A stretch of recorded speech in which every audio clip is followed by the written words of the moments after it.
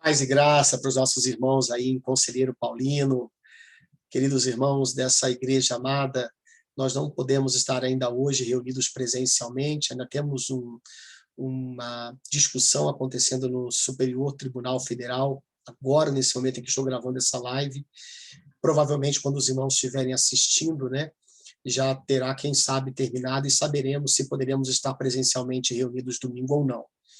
No entanto, nesse momento, a gente não pode estar por questão de precaução mesmo, e em cumprimento do decreto municipal, e nós vamos, assim, estar participando desse momento de culto coletivo, em que estamos concentrados na mesma busca de glorificar ao Senhor, no aprendizado, no louvor, em família, nesse momento tão complicado que estamos vivendo. Eu sou grato a Deus por poder ajudar os irmãos nessa questão e nesse momento.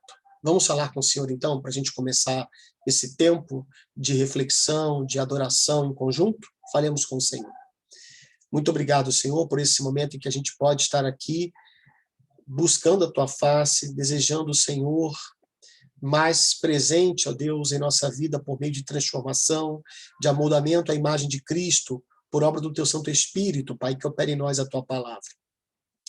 Abençoe cada irmão, cada irmã dessa amada igreja. Abençoe, Senhor, aqueles que podem estar nesse mesmo momento concentrando a sua mente, dirigindo-se, ó Deus, como igreja, ainda que virtualmente, mas também sim reunida para te adorar em espírito e em verdade. Peço ao Senhor que a tua graça se manifeste sobre nós através das canções, através, ó Deus, da oração, através da reflexão bíblica que vamos fazer. E nós te agradecemos por essa oportunidade, em nome de Jesus. Amém. Amém. Vamos adorar ao Senhor? Vamos falar com Deus por meio daquilo que nosso coração produz de canção para Deus. Quero colocar aqui 2 canções para a gente louvar ao Senhor, e eu espero que os irmãos conheçam, se não, que aprendam, pois são letras que oram a Deus, refletindo aí aquilo que vai em nosso coração em tempos tão difíceis como estamos vivendo, né? Vamos louvar ao Senhor juntos nesse momento, então.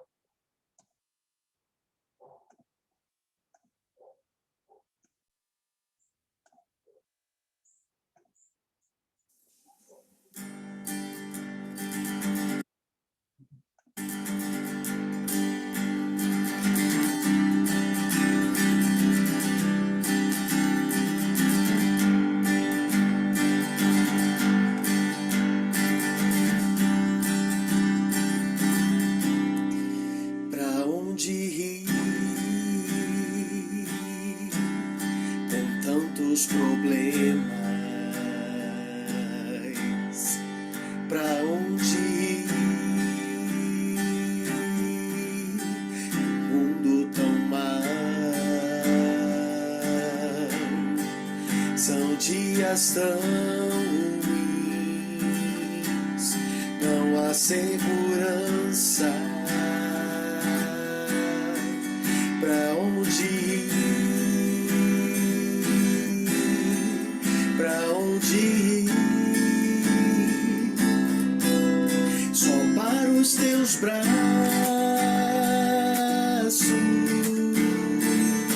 oh Senhor, para os teus braços,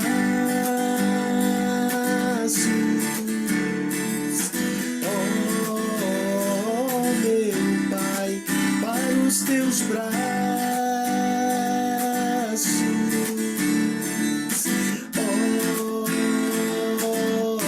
Os braços seus.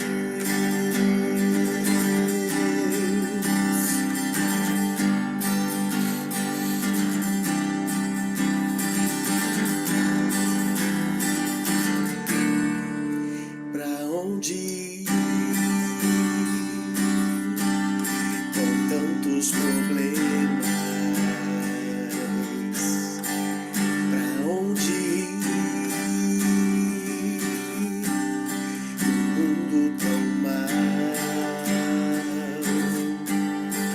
São dias tão ruins, não há segurança. Pra onde ir? Pra onde ir? braços,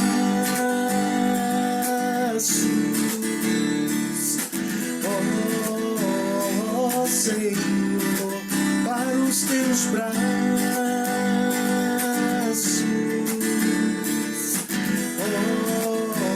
oh meu Pai, para os teus braços,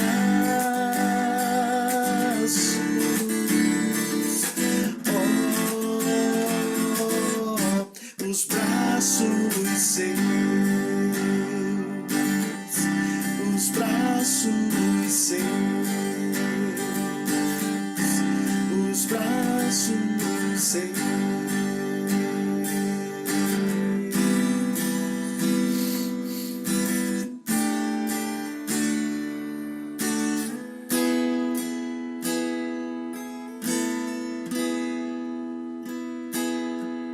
Não há lugar melhor com tamanha paz, paz igual eu nunca encontrei jamais. É o lugar do meu prazer, onde todo medo se vai.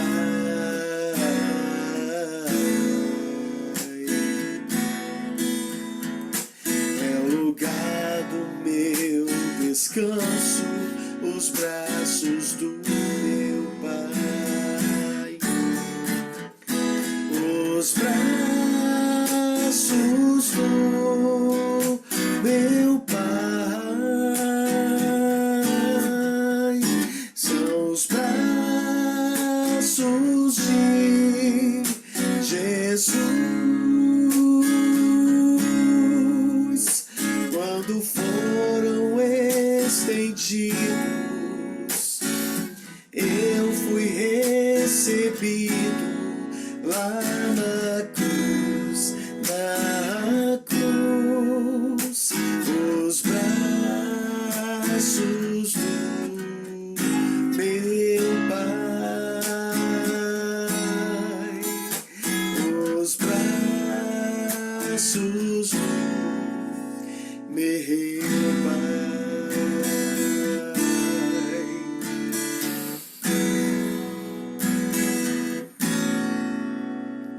Outrora eu era triste, sem lugar pra onde ir, mas o Pai com seus braços de amor restaurou-me um sorrir, deu-me parte em sua herança, vestimenta, vinho e pão.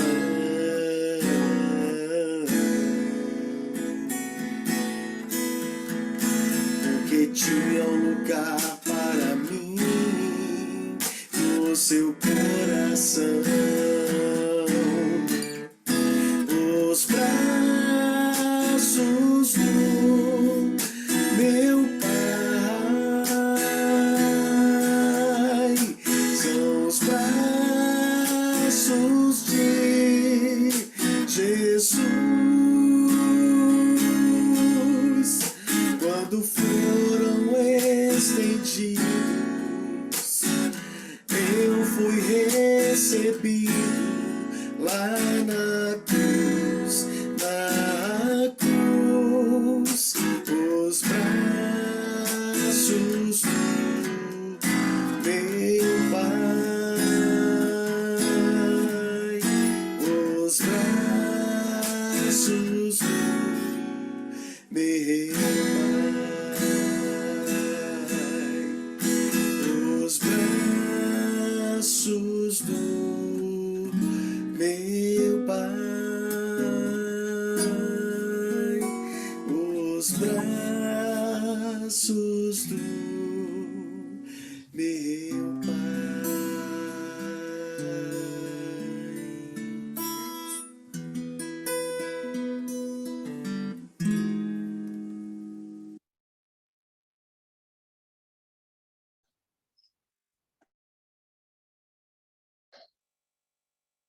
Amém, irmãos. Que benção a gente poder adorar a Deus com essas canções, canções que marcaram, inclusive, a minha vida. Eu sou muito grato a Deus por poder, junto com vocês, adorar ao Senhor aqui, por meio delas.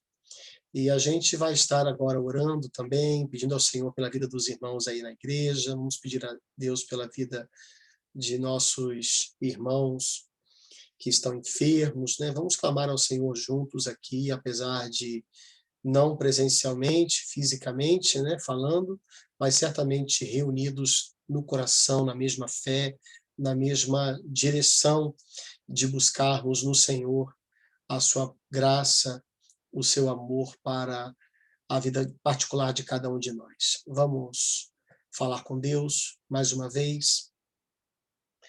Pai querido, eu te agradeço porque estamos em teus braços por meio de Jesus Cristo. Nada pode nos separar do teu amor que está nele, Pai, que é o nosso Senhor. E por conta disso mesmo, nós chegamos a ti, como igreja, como corpo de Cristo, clamando ao Senhor pela vida daqueles que estão enfermos, que o Senhor tenha misericórdia, ó Deus, de cada um daqueles que estão, como a nossa irmã Mayra, recuperando-se em sua saúde. Obrigado, Deus, pelo sucesso da cirurgia. Obrigado por poder tê-la visto e ver a alegria no Senhor que tem fortalecido a nossa irmã. Obrigado pelo seu marido, Pai, seus filhos. Obrigado, Pai, pelos demais irmãos da igreja que têm sentido também o teu cuidado, mesmo em meio a dificuldades físicas, emocionais. Que o Senhor possa abençoar a família de cada um, o casamento de cada um, que o Senhor possa abençoar, ó Deus, a paternidade, a fraternidade entre irmãos, a filiação com os pais, o relacionamento entre parentes. Ó Deus, que o Senhor possa abençoar a vida profissional, a vida escolar, universitária, daqueles que estão nessas fases. Abençoe, ó Deus, os desempregados, abençoe aqueles que estão na iminência ou no medo de perderem o seu ganha-pão, que haja, ó Deus, confiança naquele que, enquanto dormimos, cuida da gente. Que o Senhor dê graça a cada um para que em cada circunstância, em cada singularidade, cada especificidade da vida de cada ovelha do Senhor, nessa parte do rebanho de Cristo, possam, ó Deus, receber graça sobre graça, misericórdia, e que assim, ó Deus, o teu povo possa perceber o teu cuidado em cada detalhe de sua vida, Pai. É o que eu te peço. Peço também pela reflexão bíblica que faremos agora, que o Senhor nos conduza a nossa mente de forma que a gente possa entender a tua palavra e que ela possa ser aplicada à nossa vida prática por meio do poder do teu Santo Espírito. Nós choramos em nome de Jesus, Pai. Amém. Amém. Muito bem, meus irmãos, eu quero fazer uma breve reflexão bíblica com vocês sobre um texto que toca muito o meu coração. Algumas vezes na Bíblia, nós encontramos frases e textos que são categóricos, eles lançam categorias. Diferente de uma narrativa, por exemplo, em que a gente precisa entender o contexto geral em que ela está inserida, o testamento em que ela está, e os princípios que estão por trás dos fatos que nos são trazidos.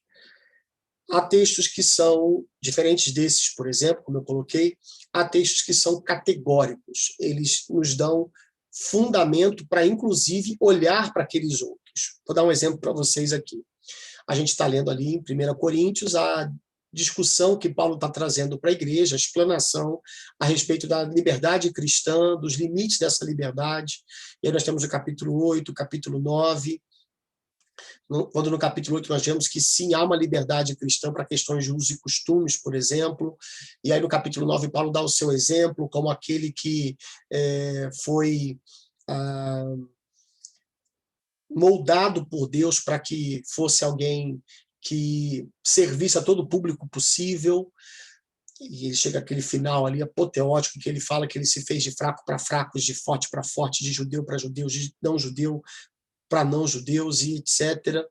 E aí no capítulo 10 ele vai fazer uma contraposição à ideia da liberdade cristã do capítulo 8, uma complementação, melhor dizendo, àquela verdade que tem várias facetas. Então uma coisa é ser livre, outra coisa é não ter bom senso, não entender que uma coisa é a minha liberdade de ter algumas escolhas que Deus coloca na minha categoria de cultura, de costumes, e que inclusive deve ser alvo do respeito dos outros quando pensam diferente quanto a algumas práticas que não são em si pecaminosas. E aí ele chega à questão do culto pagão, em que não, de forma alguma, essa liberdade inclui ficar dentro de um templo pagão e participar tanto daquelas oferendas como se endossando o culto idólatra e, ao mesmo tempo, participando da mesa do Senhor. Tal. Aí ele chega ao verso 31 do capítulo 10 da 1 aos Coríntios. Portanto, quer vocês comam, quer vocês bebam, quer vocês façam qualquer outra coisa, vejam só, façam tudo para a glória de Deus. É um verso categórico. Ele dá categoria à prática cristã. Não importa se nesse assunto que eu estou tratando, que é o que está em evidência, ou se em qualquer outro. Vocês devem sempre buscar a glória de Deus. É um verso que dá categoria interpretativa e aplicativa de outros assuntos mais específicos. Não há uma faceta da vida cristã em que eu possa tirar o intento de glorificar ao Senhor com o que estou fazendo ou com o que eu deixe de fazer. Percebem? Isso vale para o casamento, para a criação dos filhos, que não são tratados nos capítulos 8, 9 e 10. Mas o texto, com o seu princípio geral, aplica-se àquela temática específica que ele está tratando. Isso acontece também em outros lugares da Bíblia. Eu poderia citar aqui vários outros. Mas eu quero falar de um em particular, que é esse aqui. Eu vou projetar para vocês a telinha dele. Olha aí. Se alguém não tem cuidado dos seus, e especialmente dos da própria casa, esse negou a fé e é pior que o descrente. Está em 1 Timóteo 5,8. Se alguém não tem cuidado dos seus, e especialmente dos da própria casa, esse negou a fé e é pior que o descrente. Uau, que texto é esse? Nós estamos encontrando aqui um texto que fala para a gente sobre algo muito importante quando se trata de princípios para toda a vida. Uma categoria de instrução comportamental do crente. Nesses tempos difíceis que nós estamos vivendo, é inevitável que a gente pense sobre cuidado.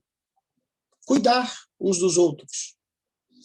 Nesse caso aqui, Paulo, no contexto específico que ele está falando para Timóteo, que é o jovem pastor a quem ele está orientando sobre várias questões da vida dos crentes, ele vai tratar aqui, nesse caso, da questão das viúvas. E quando ele trata dessa questão, ele fala sobre que tipo de viúva a igreja poderia arrolar como necessariamente precisando dos cuidados da igreja, a viúva que não precisaria disso, como que deveria se comportar alguns tipos de viúvas e outros tipos de viúvas. Mas quando ele vai tratar da questão do cuidado que essas mulheres, inclusive, deveriam ter com os seus, e também as famílias com as suas viúvas, quando houvesse condições de delas cuidarem e não deixar sobre a igreja o seu cuidado, Paulo lança essa categoria. Por que esse cuidado todo é importante nesse assunto específico? Igual aquele que a gente viu lá em 1 Coríntios, capítulos 8, 9 e 10. O assunto é específico, mas Paulo lança um princípio que fundamenta como lidar com tudo isso. Eu preciso em tudo buscar a glória de Deus. O caso de lá. Aqui, Paulo está dizendo o seguinte, olha, gente, vocês precisam cuidar das viúvas. As viúvas têm que ser aquelas que também cuidam da glorificação de Deus no seu âmbito familiar e em torno de si. Por quê? Porque se alguém não cuida dos seus, esse é o tema de Paulo que fundamenta a questão específica. Porque se alguém não tem cuidado dos seus, e especialmente dos da própria casa, esse negou a fé e é pior do que o descrente. Esse texto, então, ele traz para nós aquilo que a gente chama de categorização. Quase eu quebrei a língua aqui agora, deu uma cãibra aqui na língua, é mole? Ele traz uma categoria para a gente, que fundamenta o que ele está ensinando. Lembra de Romanos 14, 23, a parte final do capítulo que fala também sobre uso e costumes, sobre comer ou não comer algumas coisas, sobre guardar ou não guardar dias. Ele fala, tudo que não provém de fé é pecado, porque o crente faz tudo mediante a sua relação com o Senhor, que é justamente essa conexão, justificados, pois, pela fé, a fé que tanto em alguns textos denota a nossa confiança, entrega total de vida ao Senhor, como em outros textos ela denota a ideia de corpo de doutrinas, corpo de crenças que constituem a fé que uma vez por todas foi dada aos santos, conforme a linguagem de Judas, por exemplo. Assim também aqui nós temos uma categoria. A categoria é, por que tem que haver esse cuidado? Por quê? Porque se alguém não tem cuidado dos seus, especialmente de sua própria casa, dos da sua própria casa, esse alguém negou a fé. E ele é pior do que o descrente. O que significa isso? Vamos tentar entender isso a miúdo, tá? A miúde. Primeiro, aqui nós vemos que há um princípio do cuidado. Ora, se alguém não tem, cuidado. É para cuidar. A vida com Deus está envolta em cuidado. No Antigo Testamento, por exemplo, Deus cuida de nós. É como termina o Salmo 40. Davi fala, eu sou pobre e necessitado, porém o Senhor cuida de mim. Ele me guarda, ele me protege, ele me sustenta, ele me redoma, ele me blinda, ele cuida de mim. Ele está em todo o tempo cuidando de mim. No Antigo Testamento mesmo, Deus não só cuida de nós, como ele ordena o cuidado. Lá no Salmo 82, versos 3 e 4, nós encontramos fazer justiça ao fraco e ao órfão, procedei retamente para com o aflito e o desamparado, socorrei o fraco e o necessitado, tirando-os das mãos dos ímpios. Ou seja, cuidem de quem não tem condições de se cuidar. Ofereçam cuidado, guardem os desamparados, os aflitos, os órfãos, os fracos. Percebem? Tire-os das mãos dos ímpios. Isso é muito importante de observar. Já no Novo Testamento, Deus cuida de nós também. Lucas, Jesus, ali sendo registrado pela pena de Lucas no seu evangelho, no capítulo 6, verso 35, a parte B, diz o texto que Deus é benigno até para com os ingratos e maus. Ele cuida de todos. Ele dá o sol e a chuva para todos. E no Novo Testamento mesmo, o próprio texto sagrado, já na era da revelação do Messias, nos ordena também o cuidado. Nesse mesmo texto, a sequência dele, Jesus falando a nós é: sede misericordiosos, como também é misericordioso vosso Pai. Ou seja, vocês precisam ser benignos até com os ingratos e maus. A ideia de até para com os ingratos e maus é porque você já tem sido benigno com aqueles que são gratos e bons, aqueles que correspondem ao seu amor. É para ir além disso. Olha, a única diferença entre um papagaio que saiba recitar uma doutrina da fé e uma pessoa que conhece a Bíblia, mas sem cuidar de outras pessoas, é que o papagaio não comete pecado, porque ele não tem personalidade, ele não tem autoconsciência de existência. Ele é um ser não pessoal. O crente, ou a pessoa que se diz crente, que não cuida de alguém, a começar em casa, a gente vai ver isso mais adiante, mas se alguém não está servindo para o cuidado de outra pessoa, ele está no pecado. Não há fé sem cuidado, não há cristianismo sem cuidado. Ok? Isso é muito importante. Agora, além disso, nós olhamos que o cuidado não deve ser apenas para os nossos mais próximos, não é apenas para os da nossa casa. O texto fala de uma universalidade. Ora, se alguém não tem cuidado dos seus. O que esse dos seus significa? Ele significa aqueles que o Senhor colocou em nosso perímetro de ação, em nossa amplitude de relacionamentos. Eu preciso cuidar de todos aqueles que o Senhor me permite relacionar-me com eles. É claro, a gente vai ver isso daqui a pouco, há um grau de abrangência de cuidado, de nível de cuidado. Não dá para eu cuidar do presidente Bolsonaro senão orando por ele. Deus me deu esse homem como um presidente. Por meio da democracia brasileira, nós, eu digo os brasileiros, democraticamente, nós o elegemos. Nesse sentido, eu preciso orar por ele. A Bíblia fala isso. Eu preciso respeitá-lo. A Bíblia fala isso. Poderia ser um Lula.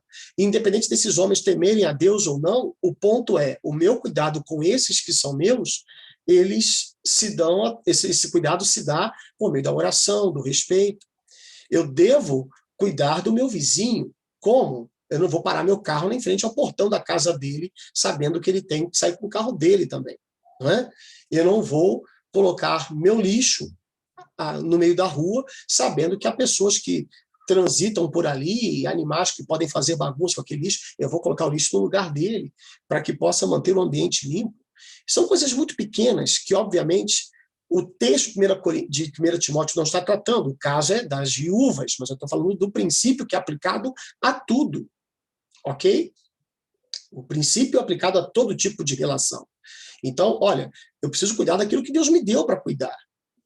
Eu preciso cuidar dos meus parentes, aqueles que Deus me deu num ciclo de vida que não é tão próximo quanto os familiares da casa, mas ainda é um ciclo de relacionamentos. Eu posso não ter toda a responsabilidade sobre os meus parentes, como eu tenho sobre a minha família, mas eu tenho alguma responsabilidade. Nesse sentido, quando destaca a prioridade do cuidado, especialmente dos da própria casa ou da própria família, ele não está falando de exclusividade, mas de universalidade que tem prioridade, tem graus de prioridade, ok?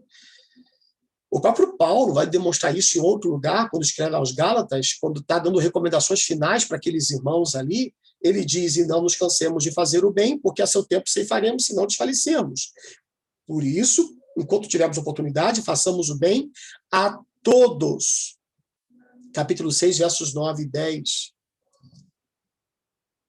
Quem são os seus, além da sua família? São aqueles que sobre eles você exerce alguma influência. Sobre aqueles que você tiver alguma influência e que Deus tenha colocado sobre você alguma incumbência de lidar com eles, você tem algum tipo de cuidado.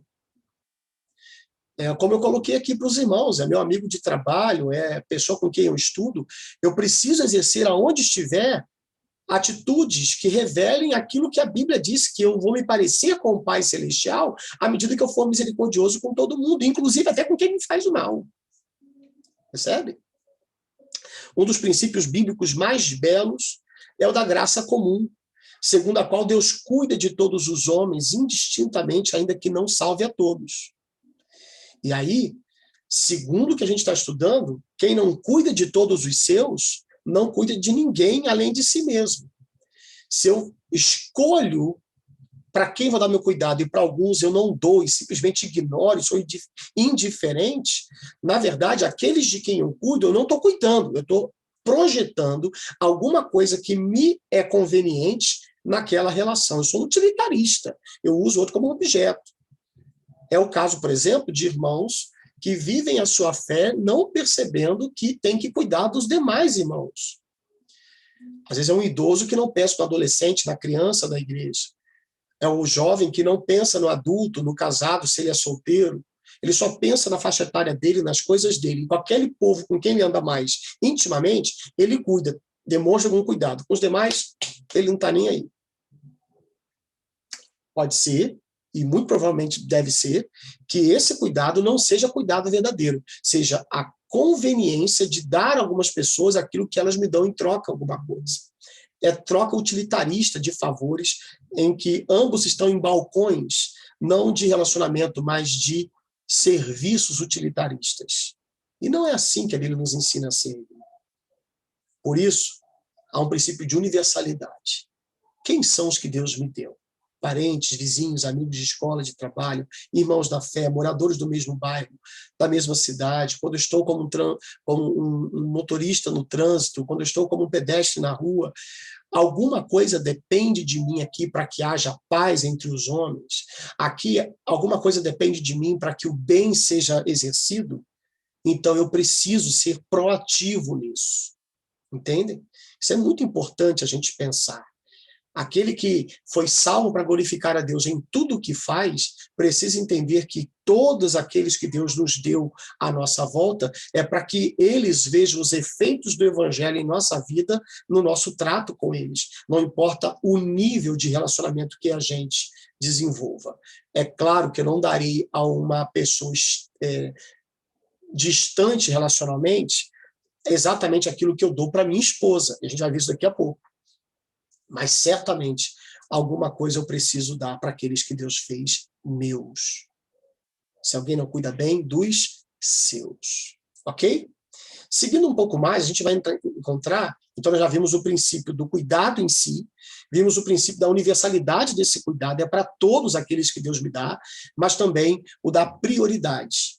Não é porque é universal que não tenha prioridade. Ele coloca, ora, se alguém não tem cuidado dos seus, e especialmente dos da própria casa, da própria família, só que a gente vê um senso de prioridade. Deus estabeleceu, irmãos, prioridade para o cuidado. Há pessoas que estão querendo salvar o mundo, perdendo a sua família dentro de casa. Gente que dá a camisa, dá o carro, dá a vida por pessoas de fora e está deixando casamento, filhos, parentes próximos passando necessidade. Gente que se sente muito perto de Deus pelo seu desprendimento para ofertar para missões, para ajudar igreja, mas que muitas vezes os familiares estão sentindo plena ausência de cuidado em casa. Eu me lembro de uma situação que eu tive que aconselhar um jovem líder a que ele parasse de se encontrar com os irmãos nas noites do seu dia. E eu disse para ele, você tem filhos e tem esposa, e eu não vejo você gastando tempo com a sua família. Você sempre está com alguém fora de casa e sem a sua família. Amados, isso não é normal. É o caso da pessoa que se transforma num super-herói, no sentido de que um monte de gente tem que agradecer pela influência que ela exerce na vida dos outros. Então, nossa, aquela pessoa, se não fosse ela, se não fosse ela, se não fosse... Até que você conversa com o marido daquela mulher, muito proativa, muito ativa. Você conversa com a esposa, você conversa com os filhos, você conversa com os pais.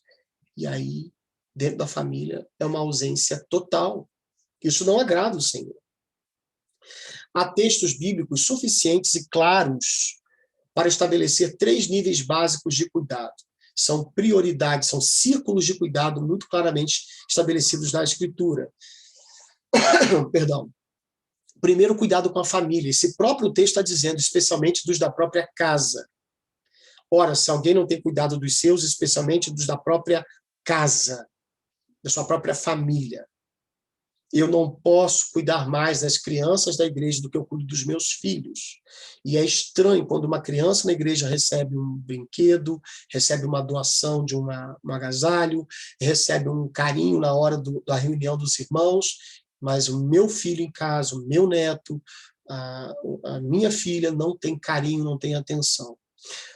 A criança na igreja recebe uma aula, a atenção do professor ou da professora numa atividade preparada com todo carinho para o domingo, mas o filho em casa não tem ajuda para as tarefas domésticas, as tarefas da escola feitas em casa.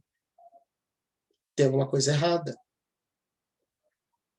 No texto lá de 1 Timóteo capítulo 5, as viúvas que poderiam ser reconhecidas como verdadeiramente viúvas deveriam ser pessoas que levassem a sério as suas famílias. E as famílias deveriam levar a sério as suas viúvas, caso essa viúva tivesse família para cuidar dela. Deveria haver ali uma prioridade de cuidado. Isso fica muito evidente quando a gente vê as aplicações que Paulo dá às suas cartas. A gente vê isso em Efésios, em Colossenses, em Tito, em Pedro, quando Pedro também escreve, né? Nós vemos ali claramente a ideia da esposa, do marido, dos filhos, dos pais, muito presentemente e muito recorrentemente. Isso mostra um senso de prioridade apostólica na aplicação da presença do evangelho na vida de um crente. O que seremos no céu? Não seremos membros de uma igreja, seremos filhos de um pai. O sumo pastor é nosso irmão, o supremo Deus, o eterno Deus é nosso pai. Na casa do meu pai há muitos aposentos, muitos quartos, muitas moradas. Não fala muitos templos. A imagem da relação de Deus com o seu povo, de Jesus com a igreja, é de noivo e noiva, de esposo e esposa.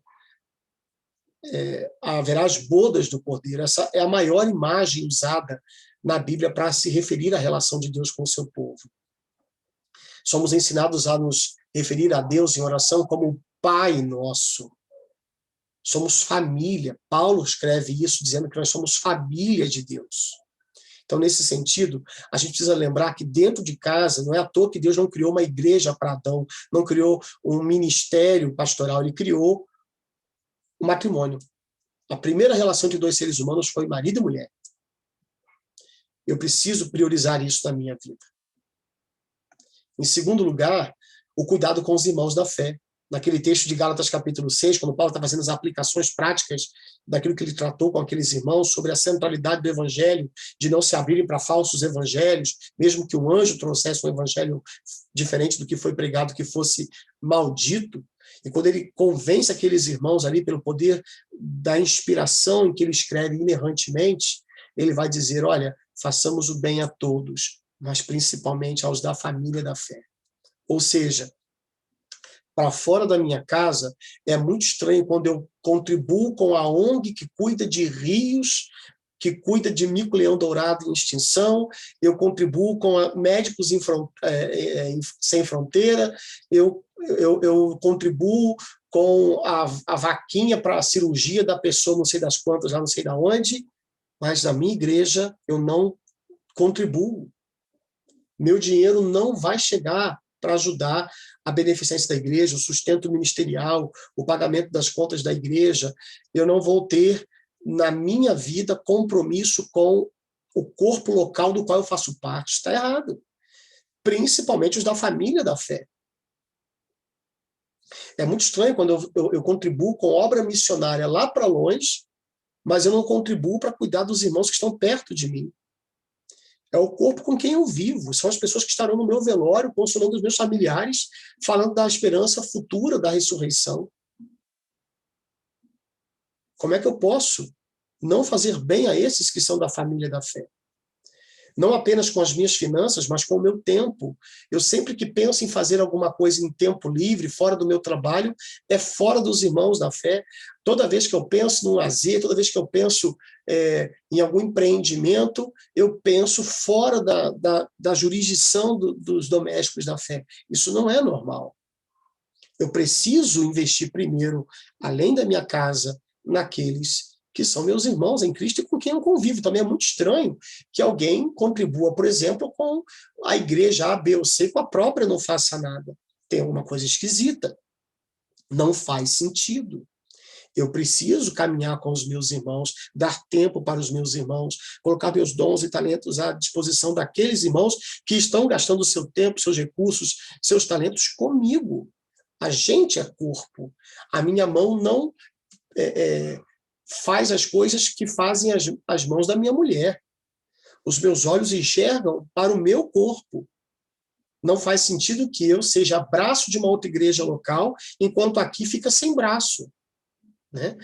É muito óbvio isso, né, irmãos? Isso é muito óbvio. Não precisava nem de explicação, mas a gente precisa pensar nisso, que às vezes a gente dá mais derrapadas nisso também. E o terceiro nível de cuidado que a Bíblia apresenta, que está no próprio texto, em Gálatas 6:10, é que façamos o bem a todos. Façamos o bem a todos, mas principalmente aos da família da fé. Não faz sentido eu deixar de cuidar da minha família de casa, não faz sentido depois dela não cuidar dos meus irmãos da fé, e não faz sentido eu não cuidar de todos aqueles que o Senhor coloca no meu caminho. Façamos o bem a todos. Quem cuida somente da família ou apenas de dois dos níveis está em pecado. Não, eu cuido bem da minha família, o resto cada um se vire. Não, tem outros níveis de cuidado. Tem prioridade com a família, mas não tem exclusividade. Isso é familiolatria. Ou quem cuida dos 3 níveis, mas com prioridades invertidas, também está em pecado. Imagina, não, meu maior recurso, tudo que eu tenho é para a obra de Deus. A obra de Deus não é minha casa, não é meu casamento, não é a criação dos meus filhos. Então eu coloco quase todos os meus recursos lá para a igreja e a minha família, minha esposa está precisando de pagar exame médico, não consegue ir porque não tem dinheiro.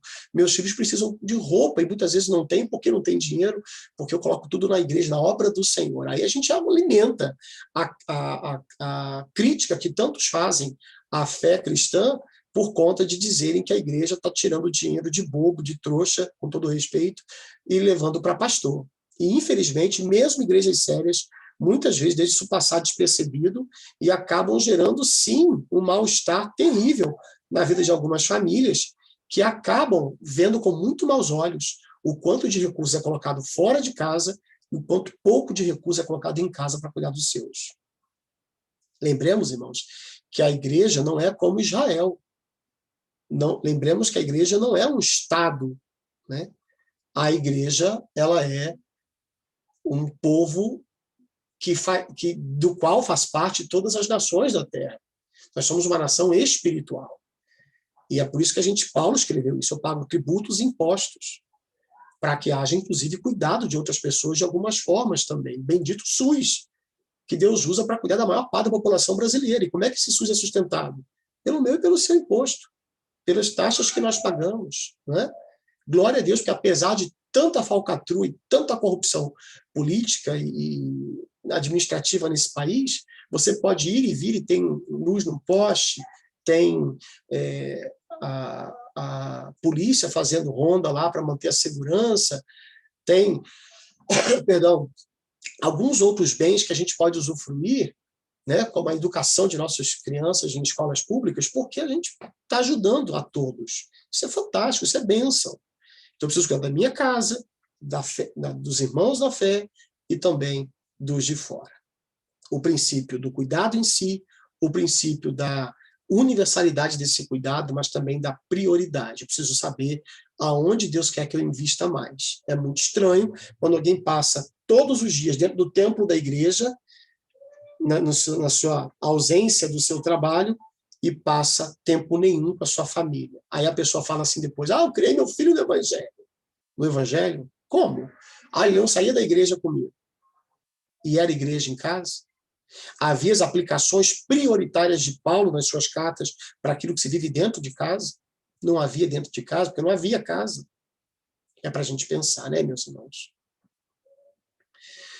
Esse texto termina com 2 diagnósticos muito importantes. Quem desconsidera estes princípios, o princípio do cuidado, da universalidade do cuidado com prioridade, primeiro, diagnóstico, apostasia. Ora, se alguém não tem cuidado dos seus, especialmente dos da própria casa, tem negado a fé. É como um ateu prático, ele afirma que crê em Deus, mas vive como se não cresce.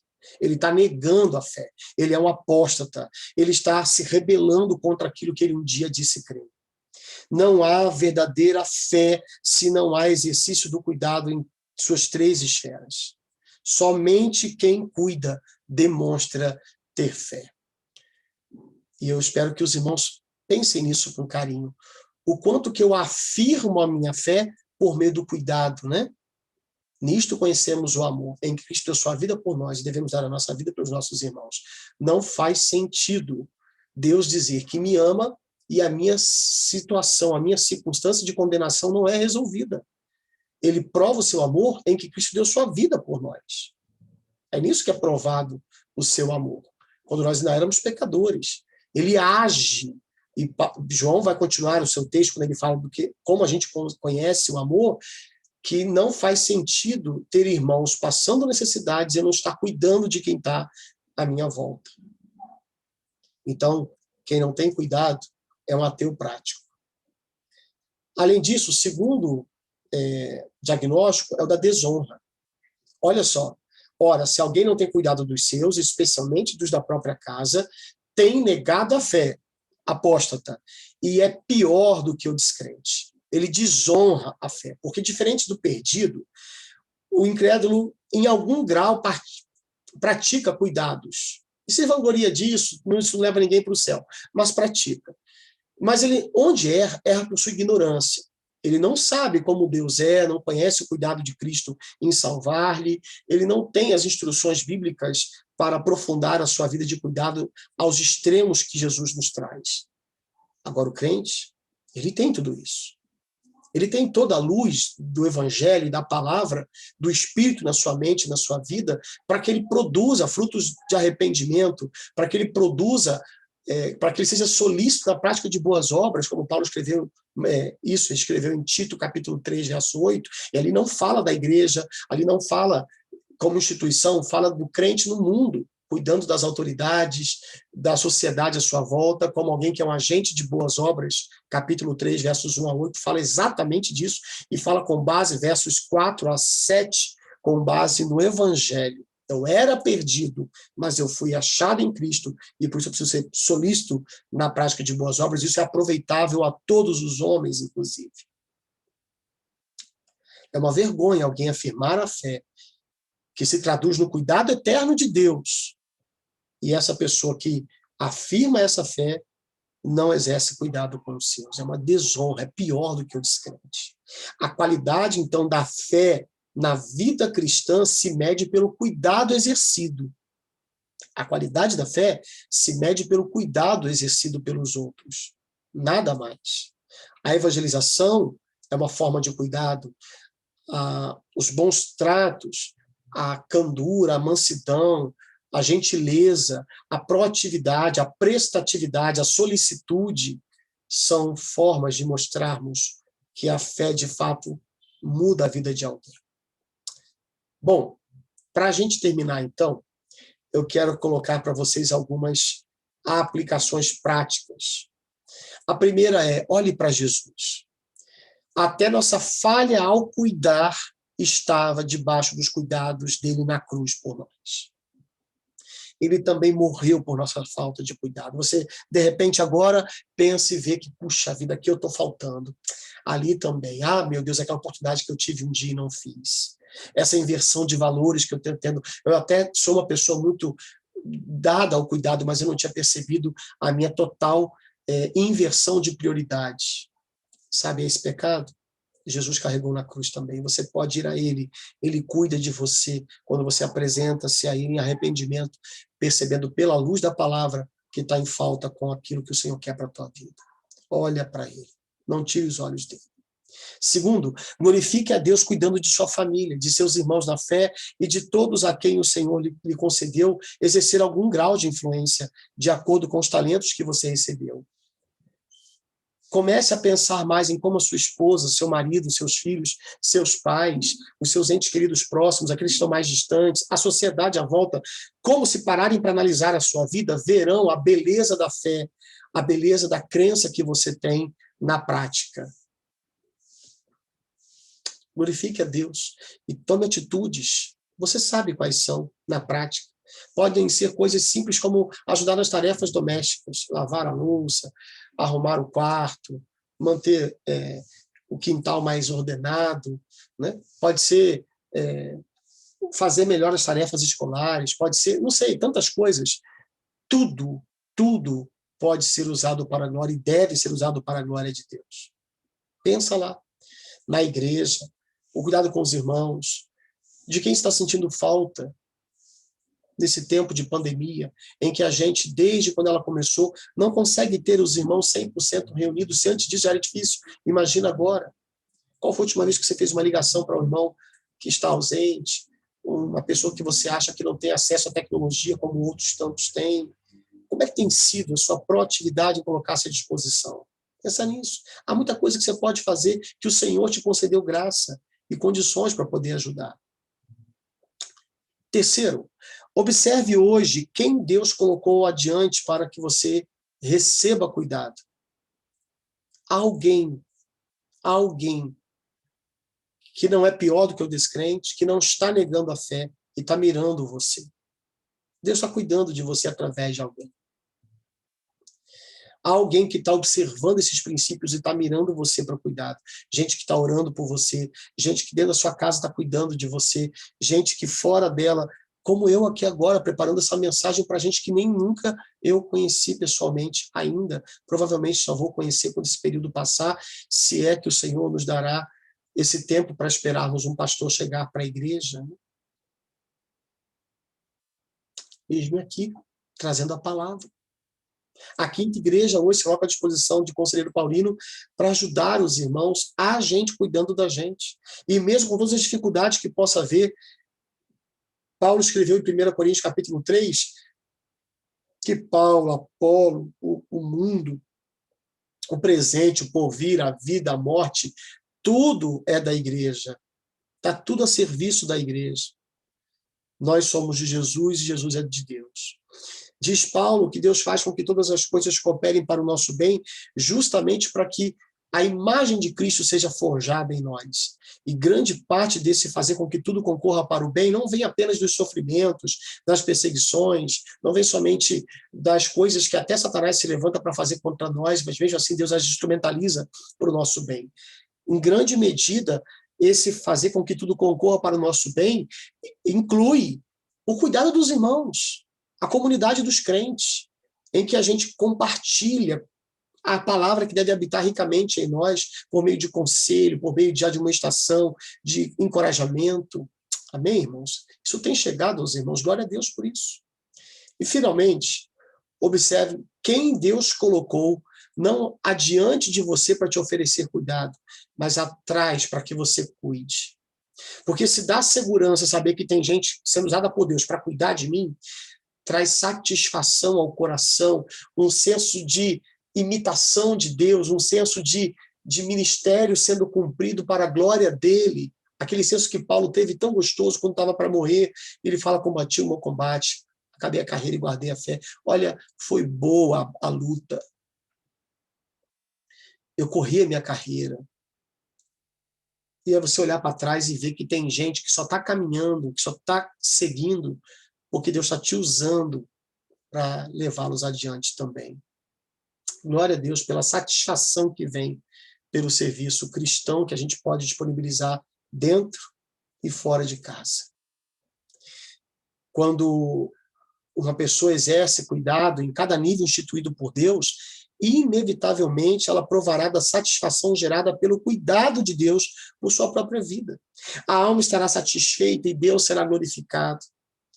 Esse é o desafio do ministério cristão bíblico para cada vida de ovelha, de servo do Senhor. E não é diferente nem para mim nem para você, porque somos filhos de Deus por meio de Jesus Cristo. Eu espero nele que a gente pense sobre o nosso cuidado, a abrangência dele é para todos que o Senhor tem nos dado e as prioridades que ele engloba. E que nisso eu posso estar buscando não negar a minha fé, nem ser pior do que um descrente. Pelo contrário, que eu venha afirmá-la e eu venha poder ser luz para os perdidos, para que quando venham me ouvir, né, quando eles vierem a me ouvir pregar-lhes o evangelho, a minha vida possa ser um selo autenticador do poder que aquele evangelho tem de transformar vidas. Amém, irmãos? Vamos orar? Pai, opera isso em nós te rogamos, por tua graça e por tua misericórdia, porque cremos que somente pelo teu Espírito isso pode ser feito. Permita, Pai, que a maior e mais bela imagem da Igreja do Senhor, plantada ali por meio dessa instituição que o Senhor ama, a Igreja Batista em Conselheiro Paulino, permita, Pai, que essa membresia de salvos, aqueles que são seus, ó Deus, possam ser conhecidos como Jesus diz, que assim o mundo conheceria que nós somos discípulos dele, se tivéssemos amor uns pelos outros. E amor não é coisa de palavra. Inclui, mas não se limita. Amor se demonstra em ações. Se prova em atitudes práticas que possam ser vistas para a glória do teu nome, Pai. Faça isso, nós te rogamos, em nome de Jesus. Amém. Meus amados, obrigado pela paciência, pelo carinho. Desculpa aí a demora. Eu espero no Senhor que vocês tenham sido agraciados, abençoados com essa meditação, também com essas canções. Desculpa aí as vezes em que eu tive que... estou com uma rinite braba que não passa já há uns 4 dias. Orem pela minha vida, minha saúde física, inclusive. Tenho tido dor de cabeça também. Eu tive contato com uma vovó de uma ovelha ontem, inclusive quando ia fazer um aconselhamento de membros da igreja em Conselheiro, e essa pessoa está de fato confirmada, uma senhora com Covid, está internada no Raul Sertão, peço que orem pela vida dela, não é de nossa igreja, a neta é da nossa igreja, e era uma neta cuidando da sua vovó, né? E eu tive contato, e eu peço aos irmãos que orem pela minha vida, para que o Senhor possa estar me preservando também. Tá bom? Se o Senhor permitir, a gente vai estar avisando os irmãos no grupo da igreja se estaremos juntos presencialmente no domingo. Se não pudermos, contamos com a compreensão, com a flexibilidade e com o esforço dos irmãos para que nós não deixemos, mesmo que virtualmente, temporariamente, de nos reunirmos. Tá bom? Deus abençoe. Querendo o Senhor, até o nosso próximo encontro. Fiquem com Deus.